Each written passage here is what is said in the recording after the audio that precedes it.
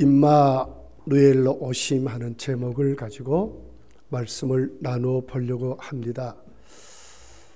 탈북 여대생 동국대학을 다니는 박현미라는 학생이 있습니다.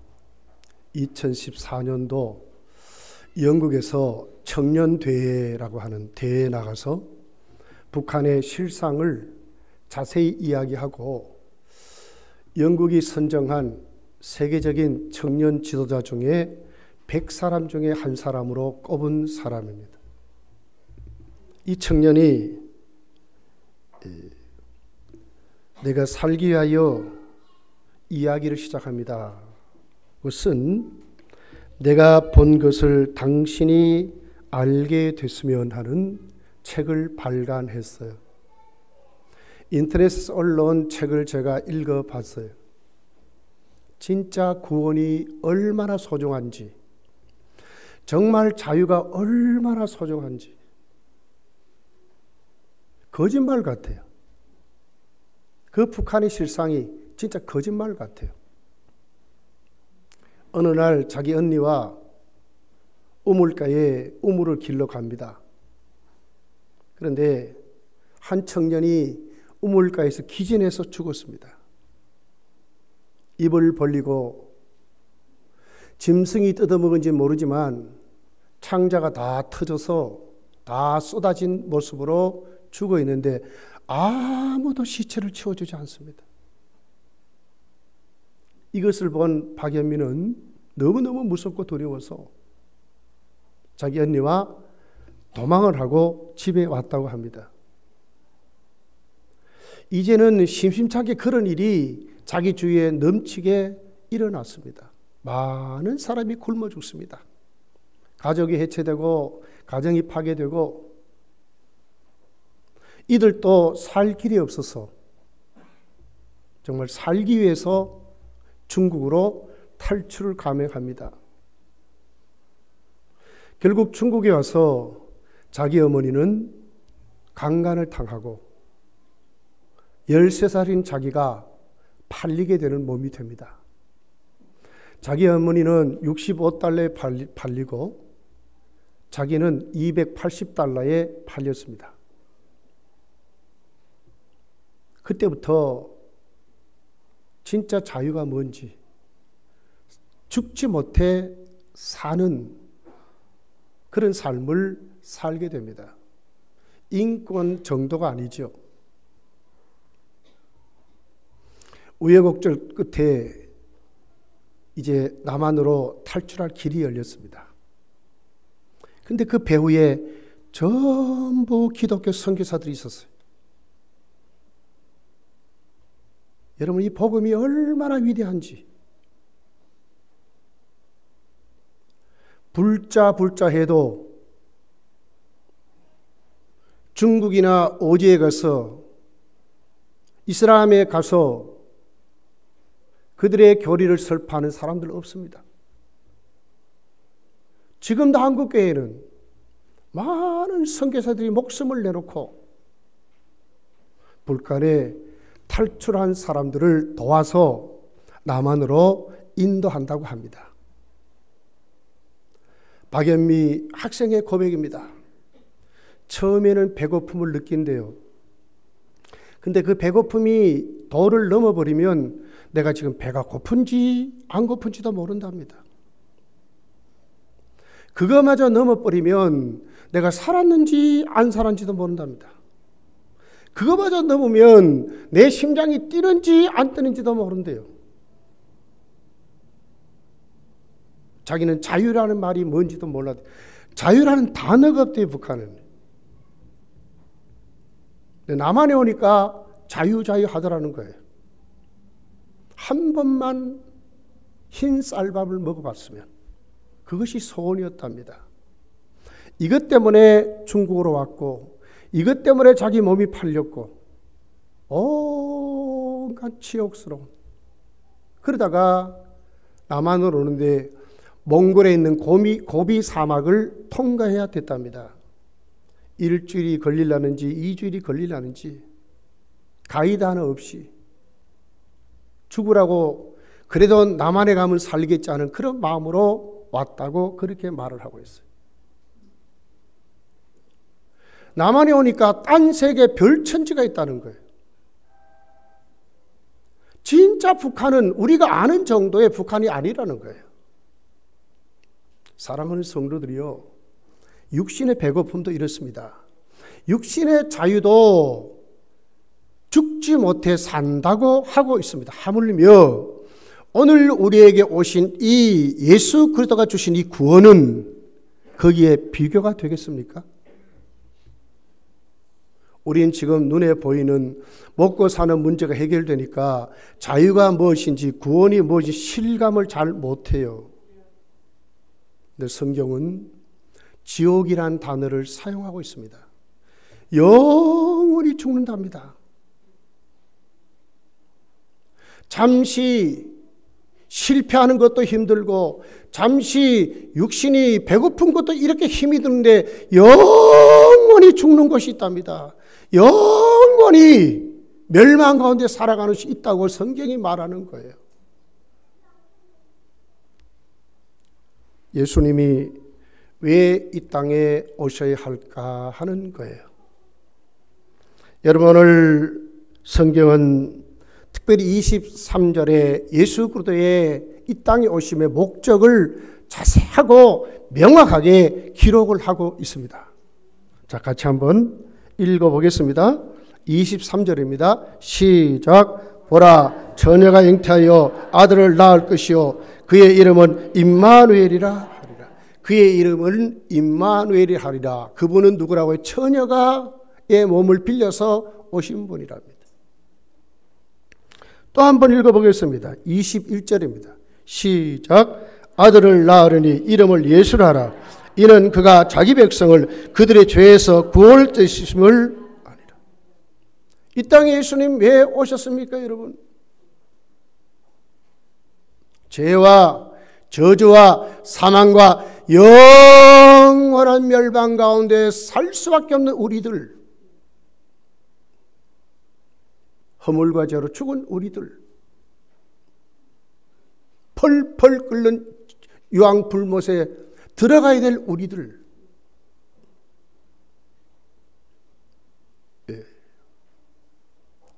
그런데 그분이 이 땅에 오셔서 이름을 예수라 하라. 예수라 하라. 왜?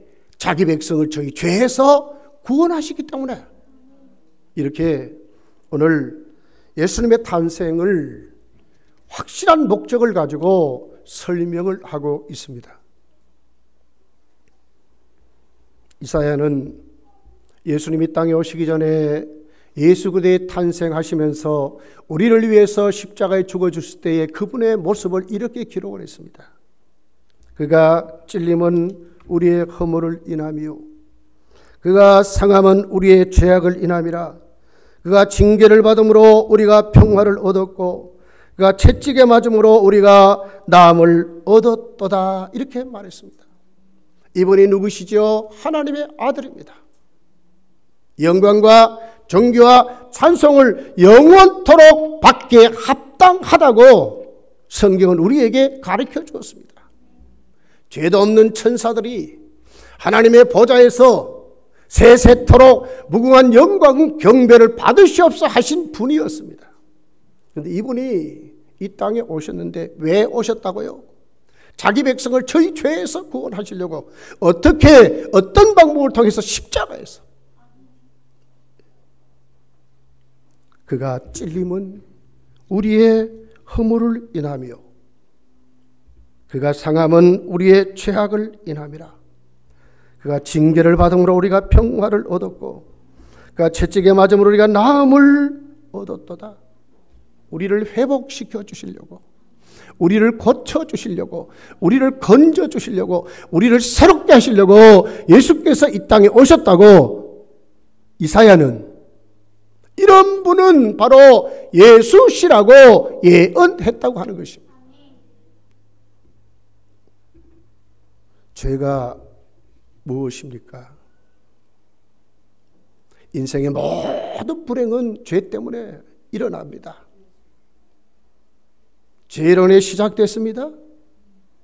죄 때문에 오늘 하나님의 저주가 우리에게 있습니다. 죄 때문에 무서운 형벌이 있습니다.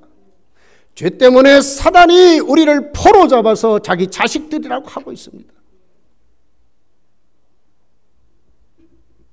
죄가 도대체 뭡니까, 여러분? 하나님의 뜻을 개의치 않고 자기 마음대로 사는 것을 죄라고 말하고 있습니다.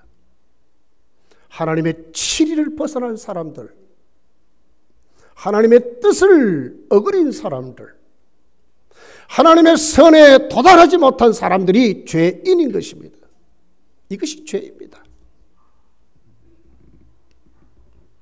로마서 1장은 바울은 그랬습니다. 하나님이 주신 것을 가지고 감사치도 않는다고 그랬습니다. 우상 숭배에 자가 되었다고 말합니다. 자기 중심적인 삶을 살아간다고 말합니다. 하나님을 잃어버린 마음을 가지고 산답니다. 하나님 두기를 싫어하는 마음을 가지고 산답니다. 이것이 죄입니다, 여러분. 이것이 죄입니다.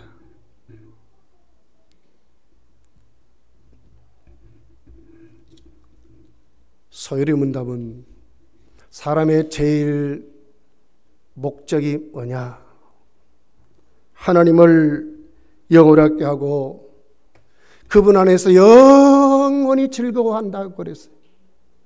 하나님을 잃어버리고 하나님의 영광을 돌리지 아니하고 하나님의 영광을 위해서 살지 않는 것은 다 죄입니다.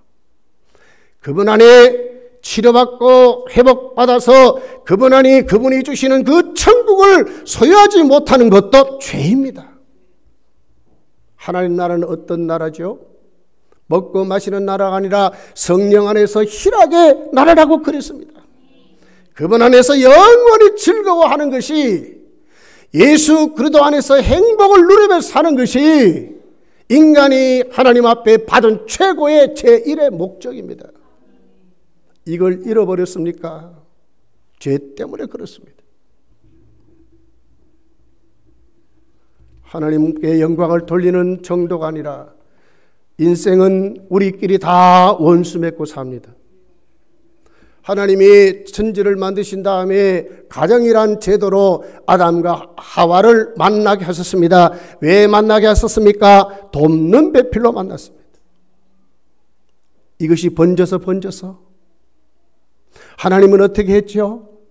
더불어 하나 되게 해서 통역자로, 정말 돕는 배필로 우리 사회가 다 예수 안에 사랑하며 살도록 했습니다. 이렇게 살지 못하는 것은 모두 죄 때문에 그렇습니다. 사랑해도 시간이 없는데 왜 남편과 아내가 그렇게 사랑한다고 하다가 우리나라가 지금 전 세계의 이혼율 1위입니다. 여러분. 그것도 금방 만나서 헤어지는 숫자보다도 오래 함께 사는 분들의 이혼율이 훨씬 더 많답니다. 지금. 다 죄 때문에 그렇습니다. 예수님이 이 땅에 왜 오셨다고요? 자기 백성을 저희 죄에서 구원할 자로 오셨다고 그랬습니다. 죄 해방 받았습니까? 영생을 소유했습니다. 죄 해방 받았습니까? 우리 안에 천국이 이루어졌습니다. 죄 해방 받았습니까? 이웃과 화목한 자가 되었습니다. 죄 해방 받았습니까? 이제는 하나님 안에 우리는 영원토록 평강을 누리며 살 수 있는 믿음의 사람들이 됐습니다. 이걸 주시려고 주님이 이 땅에 오셨다고 말씀하고 있습니다. 요한복음 1장 12절은 이렇게 강력하게 주장합니다. 영접하는 자, 곧 그 이름을 믿는 자들에게는 하나님의 자녀가 되는 권세를 주셨다고 그랬어요. 권세, 깨 부실 수 있는 능력.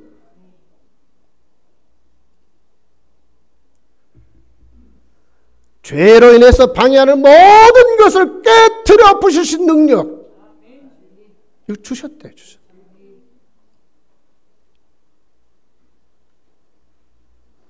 하나님의 아들은 예수 이름으로 오셨습니다.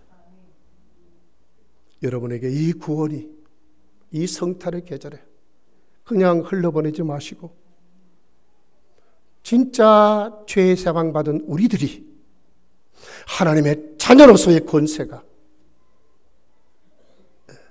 하나님과 화목하고 이웃과 화목하고 예수 안에 맺어진 이 공동체로 확실히 세워져야 될 줄 믿습니다. 그분은 그리스도라고 그랬습니다. 기름을 부었다 하는 뜻입니다.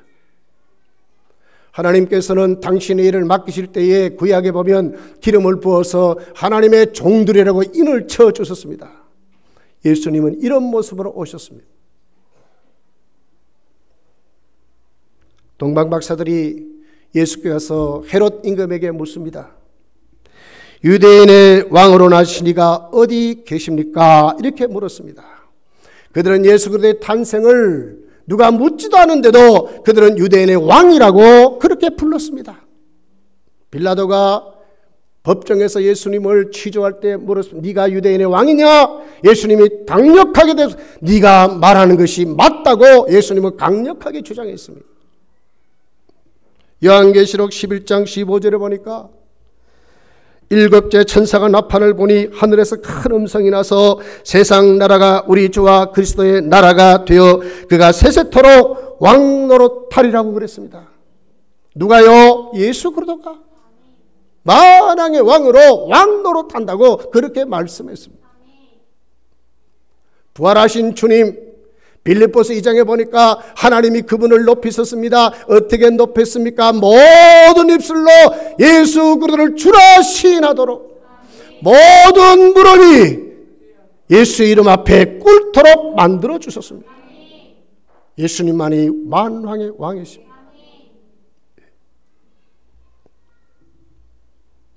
요한계시록 20장 6절에 보면 황송한 말씀이 있어요.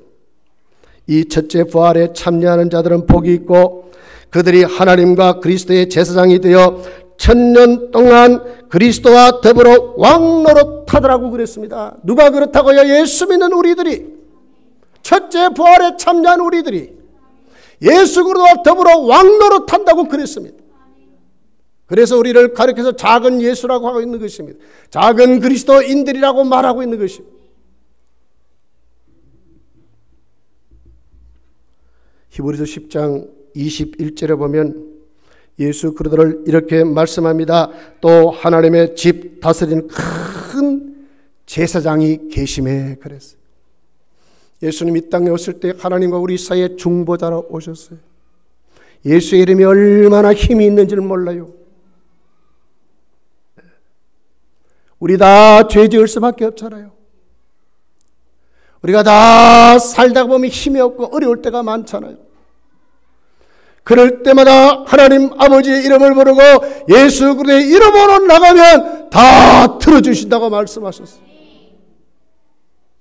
주님만이 우리의 중보자가 되셔요. 누구에게 상담할 것이며 누구에게 갈 것이며 누구에게 어드바이스를 여러분 받으시렵니까? 누구에게 코치를 받고 살랍니까? 예수 그리스도밖에 없습니다. 이러기 위해서 우리 주님 이 땅에 오셨다고 하는 것입니다. 마가복음 6장 3절 4절에 보면 예수님께서는 당신의 동네에 들어가서 이렇게 말했습니다. 선지자가 자기 고향과 친척과 자기 집에는 존경을 받지 않음이 없느니라 그랬습니다. 자신을 선지자로 그렇게 말했어요. 얼마나 말씀을 잘 가르치고 진리를 선포하는지 그 당시에 많은 사람들이 예수 그리스도를 선지자라고 불렀어요. 무슨 말씀입니까? 하나님의 말씀은 예수 그리스도의 말씀이 참이라는 것을 우리에게 가르쳐 주었어요. 누구에게 배울 것이며 누구에게 오늘도 우리의 삶을 맡길랍니까? 예수 그리스도 밖에 없습니다. 바울 사도는 말했습니다. 내가 예수 그리스도를 아는 지식이 가장 고상하다고 말을 했습니다. 아직도 나는 붙잡지 못했다. 아직도 나는 십자가 부활에 이르려 한다고 솔직하게 고백을 했어요. 왜요? 예수님만이 선지자이기 때문에 그렇습니다. 참 선생입니다. 참 선생. 예. 좋은 강의, 깊은 깨달음은 우리를 행복하게 하지요. 하물며 하나님의 아들 예수께서 우리에게 가르친 이 계시의 비밀인 말씀을 깨닫게 되면 얼마나 우리가 거기에 감격스러워할 것이며 얼마나 거기에 우리가 하나님 앞에 치료를 받게 될 것입니까? 하나님의 아들 예수 그리스도는 못할 것이 없습니다, 여러분. 안 된다가 없어요. 왜 우리가 부정적인 사고를 버려야 합니까? 왜 우리가 원망하고 불평을 버려야 합니까? 오늘까지 쫄딱 망해도 다시 일어날 수가 있습니까? 예수 그리스도가 우리의 구원이 되시기 때문에 그렇습니다. 그분께 가면 됩니다.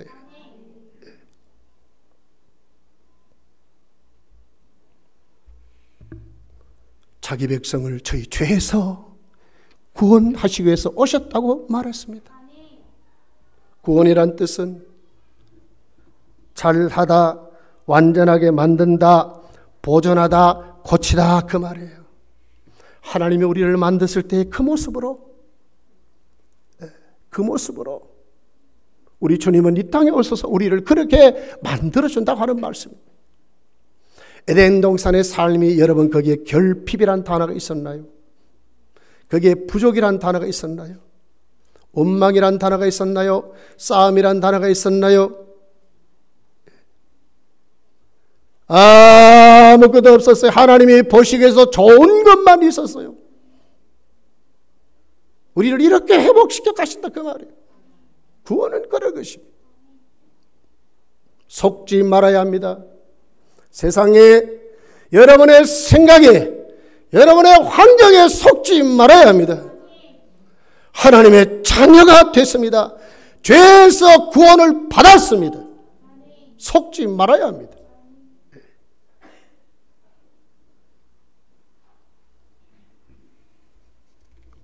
자기 백성을 저희 죄에서 구원할 자 예수 그리스도가 참 구원자임을 어떻게 알 수 있습니까? 이사야는 이사야 7장 14절에 이 땅에 오실 구원자를 이렇게 소개를 했어요. 그러므로 주께서 친히 징조로 너희에게 주실 것이라. 보라, 처녀가 잉태하여 아들을 낳을 것이요 그 이름을 임마누엘이라 하라고 그랬습니다. 구원자 메시아의 징표는 처녀에게서 오시는 것입니다. 처녀에게서 탄생했다면 그분은 메시아라고 성경이 가르쳐주고 있습니다. 오늘날 여러분 나쁜 짓 해서 처녀들이 아이를 낳지요. 이런 것을 말하는 게 아니에요. 진짜 사내를 알지 못하는 처녀가, 순수한 처녀가 자식을 낳았다 그 말이에요. 아들을 낳으리니 이름을 임마누엘이 하리라고 했습니다. 오늘 23절은 여기에 대해서 말하는 것입니다. 바로 예수 그리스도가 바로 이사야가 예언한 처녀에게서 태어난 자라고 성경이 말하는 강력한 메시아의 증표가 예수 그리스도를 통해서 나타났다는 것을 우리에게 가르쳐주는 것입니다. 보라, 처녀가 잉태하여 아들을 낳을 것이네. 그 이름을 임마누엘이 하리라고 그랬습니다. 오늘 18절에 이렇게 기록을 합니다. 그 모친과 마리아가 요셉과 정혼하고 동거하기 전에 성령으로 잉태됐다고 합니다. 왜 이분이 메시아입니까? 처녀에게서 왔습니다. 어떻게 탄생했다고요? 천지를 만드신 우주를 만드신 그 성령이 마리아의 몸에 잉태하게 만들었다는 거예요. 빌립보서는 이 단어를 어떻게 소개했느냐면은 마리아의 몸을 빌려서 이 땅에 오셨다고 말하고 있어요. 오늘 20절에 보니까 저에게서 잉태된 자는 성령으로 된 것이라고 강력하게 말하고 있습니다. 오병이의 역사를 인간의 어떤 설명으로 설명할 수 있겠어요? 보리떡 5덩어리, 물고기 2마리로 근 3만 명을 먹였다는데 그냥 먹인 게 아니죠. 배불리 먹였습니다. 나중에 어떻게 거두었습니까? 12바구니나 더 거뒀다는 것을 어떻게 설명할 것입니까, 여러분? 가나 어린 잔치에 포도주가 떨어졌습니다.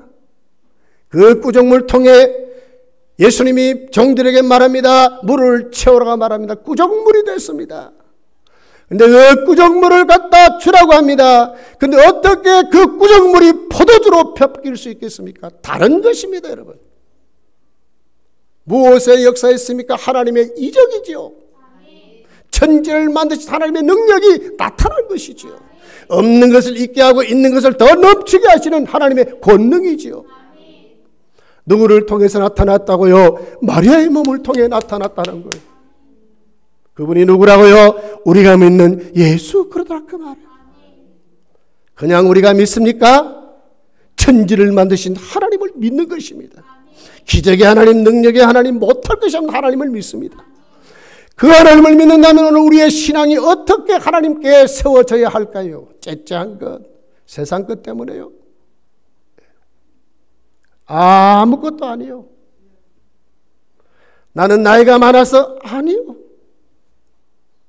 나는 가진 것이 없어서 아니요. 주님 하시면 돼요. 주님 하시면 돼요. 이러기 위해서 주님 오셨다니까요. 이러기 위해서 오셨어요.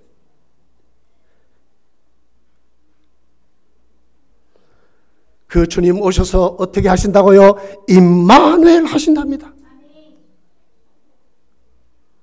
여러분 혼자 정말 심한 병을 알아본 적 있습니까? 아무도 주위에 없으면. 제가 생전 처음 입원해가지고 코 수술을 해봤어요. 저 생전 처음입니다. 참 감사하게도 제 옆에는 제 아내가 24시간 붙어 있었어요. 지금도 그것을 잊을 수가 없어요.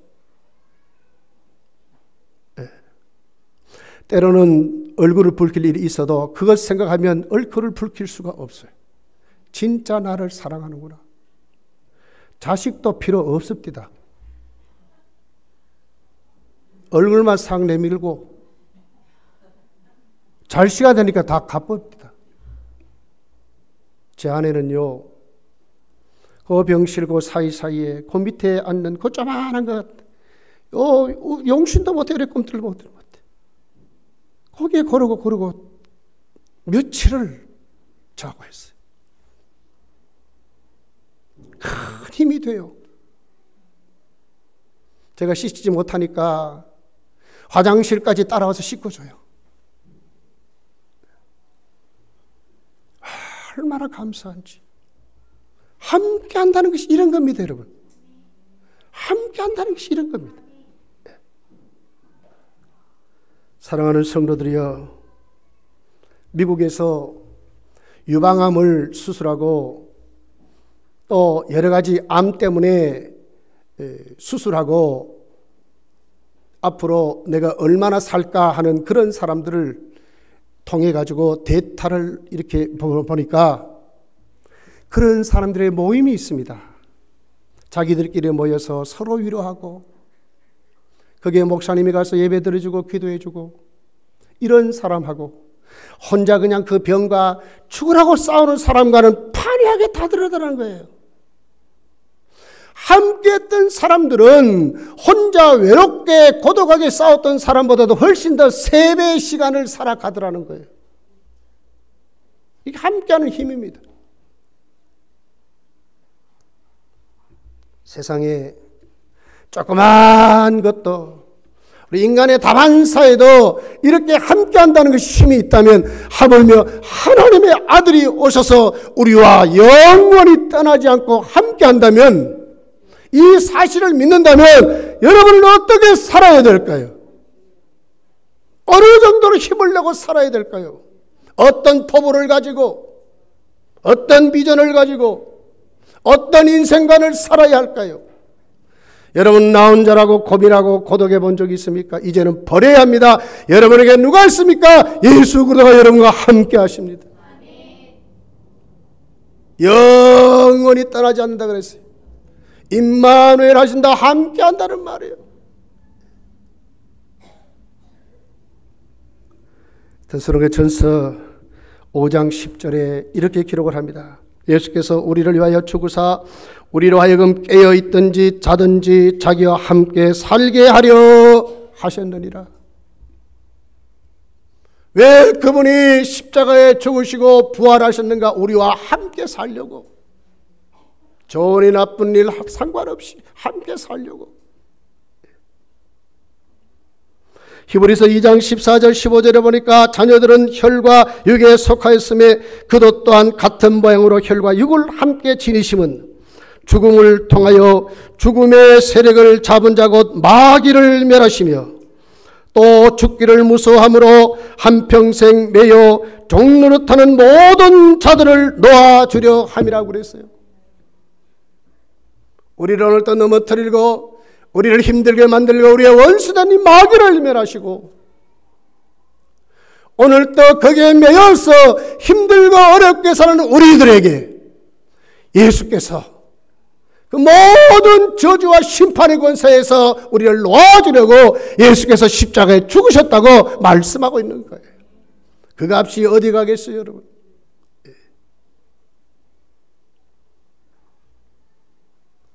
다윗의 고백을 들어보세요. 여호와는 나의 목자시니 내가 부족함이 없으리로다.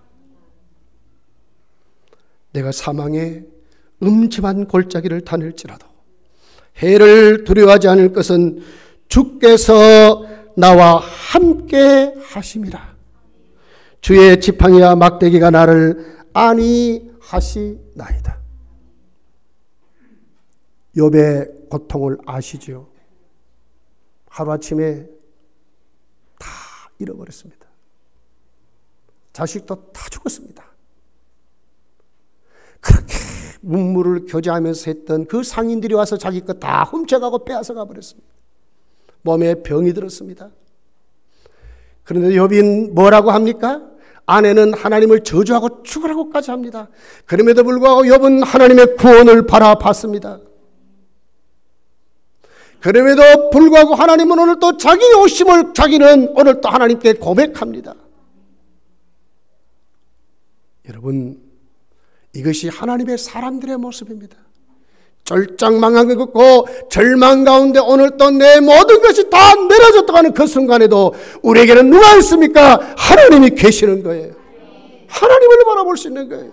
그분이 누굽니까? 우주의 주인이시고 만왕의 왕이신 하나밖에 없는 아들까지 내어주신 그 사랑을 오늘 우리에게 하고 계시는 하나님이세요. 그분이 아들을 보내서 우리를 죄에서 우리를 구원하시고 우리와 임마누엘 하시는 그 하나님 역사가 오늘 나에게 여러분에게 충만하게 지금 있게 되는 것입니다. 이 눈을 뜨고 살아야 합니다. 오늘 나에게 부딪히는 수많은 일들이 이루어지는 것만이 아니라 오늘 또 내 속에 역사하셔서 나를 살게 하신 그 성령의 눈을 떠야 우리가 일어나고 힘이 있는 거예요. 요한복음 14장 13절에 이렇게 말합니다. 너희가 내 이름으로 무엇이든지 구하라. 그리하면 내가 시행하리니 이는 아버지로 하여금 아들로 인하여 영광을 얻게 하려 함이라 그랬습니다. 우리가 하나님을 의지하고 하나님 앞에 나가고 하나님께 기도하고 하나님의 권능을 받고 살아가는 것은 아들로 하여금 하나님께 영광이 되게 하기 위해서 했다고 이렇게 말하는 거예요. 얼마나 황송한 자들이에요. 우리가 기회만 있으면 죄만 짓는 우리들일지라도 오늘 또 그분 앞에 가면 다 들어주시고 이것이 예수께서 하나님께 영광을 돌리는 일이라고 주님이 우리의 사역을 보장해 주고 계시잖아요. 황송하지 않습니까? 무엇에 눌려서, 무엇에 붙들려서 우리에게 주신 자녀의 권세를 잃어버리고 사십니까? 일어나야 합니다. 눈을 떠야 합니다. 아들이 오신 것은 자기 백성을 저희 죄에서 구원할 자로 오셨습니다. 그리고 우리와 함께 사시려고 오셨습니다. 힘을 내십시오. 일어나십시오. 치료 받으십시오. 다시 시작하십시오. 하나님이 축복하실 것입니다. 기도하겠습니다.